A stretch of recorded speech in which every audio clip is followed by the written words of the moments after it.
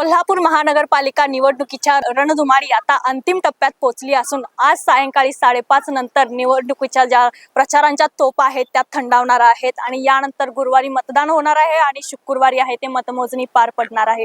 याच पार्श्वभूमीवर सध्या मी ताराबाई पार्क परिसरातील सासने ग्राउंड येथील निवडणूक कार्यालय परिसरात उभी आहे। माझ्या मागे तुम्ही पाहू शकताय की याच निवडणूक कार्यालयात जे काही या पालिका निवडणुकीचे कामे आहेत ते याच कार्यालयातून आहे ती करण्यात येत आहेत। त्यासोबतच एकूण 595 जे काही मतदान केंद्र आहेत त्याच्यावर लक्ष देखील याच कार्यालयाच्या वतीनं आहे ते ठेवण्यात आल्याचं चित्र पाहायला मिळत आहे।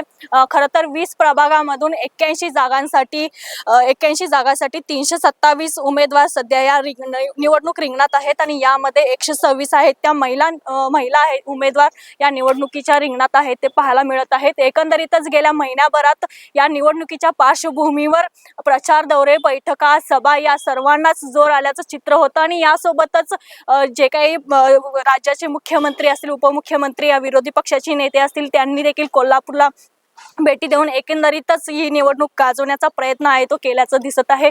या ठिकाणी तुम्ही पाहू शकता की जे काही निवडणूक प्रक्रियेसाठी जी काही अर्ज छाननी आहे ती याच कार्यालयाच्या परिसरात आहे ती करण्यात येत आहे। एकूणच पाहायला गेलं तर महापालिकेच्या वतीनं आहे ती कर्मचारी तैनात करण्यात आले आहेत आणि त्यासोबतच पोलीस प्रशासन सज्ज झाल्याचं चित्र आहे आणि निवडणूक केंद्रावर असेल किंवा मतदान प्रक्रिया ज्या ठिकाणी पार पडणार आहे त्या ठिकाणी पोलीस बंदोबस्त देखील मोठ्या प्रमाणात तैनात करण्यात आला आहे।